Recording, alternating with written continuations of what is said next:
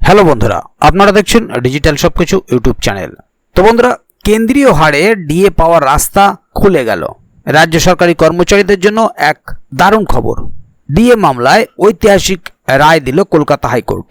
আর এই রায়ে সরকারি কর্মীদের দীর্ঘদিনের প্রতীক্ষার অবসান হতে চলেছে। হাজার হাজার কর্মীর মনে নতুন করে এক আশার সঞ্চার হচ্ছে। আদালত স্পষ্টভাবে রাজ্য সরকারকে দুটি প্রধান নির্দেশ দিয়েছে। অবশ্যই সে বিষয়ে ভিডিওর মধ্যে আলোচনা করব। পাশাপাশি ইউনিটি ফোরামের পক্ষ থেকে একাধিকবার আবেদন করা সত্ত্বেও রাজ্য সরকার যে রিপোর্ট প্রকাশে গড়িমসি করছিল এবং যার কারণে শেষ পর্যন্ত তারা আদালতের দ্বারস্থ হতে বাধ্য হয়েছে, এবার সেই আইনি লড়াইতে ইউনিটি ফোরাম তাদের এক নৈতিক জয় দেখতে পাচ্ছে।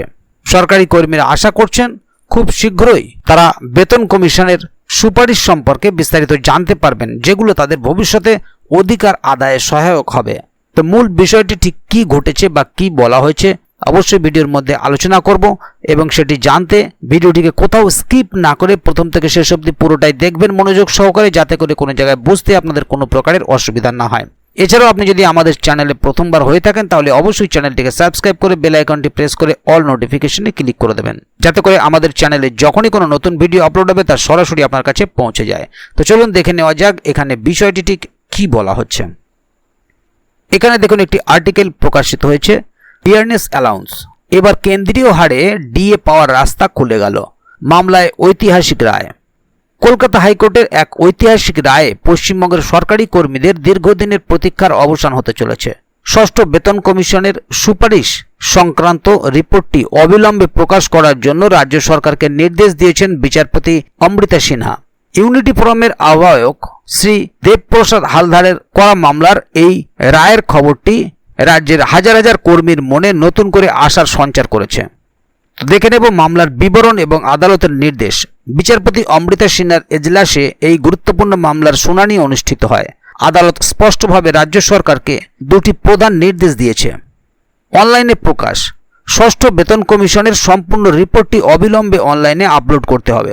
কপি প্রদান, রিপোর্টের একটি কপি মামলাকারী অর্থাৎ ইউনিটি ফোরামকে হস্তান্তর করতে হবে। আদালত আরও মন্তব্য করে যে এই ধরনের গুরুত্বপূর্ণ একটি নথি এতদিন ধরে অপ্রকাশিত রাখা শুধু অনুচিতই নয়, বরং কর্মীদের প্রতি এক ধরনের অবিচার। ইউনিটি ফোরামের লড়াই ও কর্মীদের অধিকার। শ্রী দেবপ্রসাদ হালদার জানান যে প্রায় এক দশক ধরে রাজ্যের কর্মীরা এই রিপোর্টের জন্য অপেক্ষা করছেন। তাদের মতে এই রিপোর্টে কর্মীদের মহার্ঘ ভাতা এবং বাড়ি ভাড়া ভাতা সংক্রান্ত গুরুত্বপূর্ণ তথ্য রয়েছে, যা তাদের আর্থিক অধিকারের সঙ্গে জড়িত। ইউনিটি ফোরামের পক্ষ থেকে একাধিকবার আবেদন করা সত্ত্বেও রাজ্য সরকার রিপোর্ট প্রকাশে গড়িমসি করায় তারা শেষ পর্যন্ত আদালতের দ্বারস্থ হতে বাধ্য হন। এই আইনি লড়াইকে ইউনিটি ফোরাম তাদের এক নৈতিক জয় হিসেবেই দেখছে। সরকারের অবস্থান ও ভবিষ্যৎ পদক্ষেপ। শুনানিতে রাজ্য সরকারের আইনজীবী জানান যে আদালতের নির্দেশ পেলেই তারা রিপোর্ট প্রকাশ করতে প্রস্তুত। মামলার পরবর্তী শুনানি আগামী 1 জুলাই ধার্য করা হয়েছে। এই রায়ের ফলে এখন সব নজর রাজ্য সরকারের পরবর্তী পদক্ষেপের দিকে। কর্মীরা আশা করছেন খুব শীঘ্রই তারা তাদের বহু প্রতীক্ষিত বেতন কমিশনের সুপারিশগুলি সম্পর্কে বিস্তারিত জানতে পারবেন, যা তাদের ভবিষ্যতে অধিকার আদায়ের সহায়ক হবে। এই ঘটনাটি রাজ্যের সরকারি কর্মীদের মধ্যে এক নতুন আশার আলোড়ন সৃষ্টি করেছে এবং তাদের অধিকার সম্পর্কে আরও সচেতন করে তুলেছে। তাহলে বন্ধুরা বুঝতেই পারছেন এখানে বিষয়টি ঠিক কী বলা হলো। একদিকে ডিএ নিয়ে যে রায় সুপ্রিম কোর্ট দিয়েছে অবশ্যই সেটা সরকারি কর্মচারীদের পক্ষেই গিয়েছে, সেটা সরকারি কর্মচারীদের এক আংশিক জয় হিসেবেই তারা মনে করছেন। অপরদিকে কলকাতা হাইকোর্টে ইউনিটি ফোরামের তরফ থেকে যে মামলা করা হয়েছে তাতেও রাজ্য সরকারি কর্মীরা নতুন করে আশার আলো দেখতে পাচ্ছেন।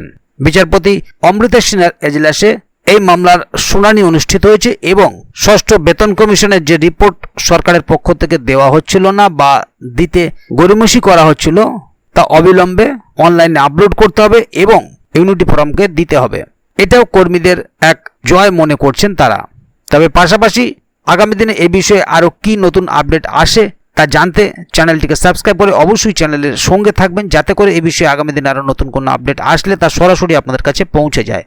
তো বন্ধুরা, আজকের গুরুত্বপূর্ণ ভিডিও আপডেটটি এখানেই শেষ করছি। ভিডিওটি সম্বন্ধে আপনাদের মতামত এবং আপনারা কে কোথা থেকে ভিডিওটি দেখছেন অবশ্যই কমেন্ট বক্সে লিখে জানাবেন।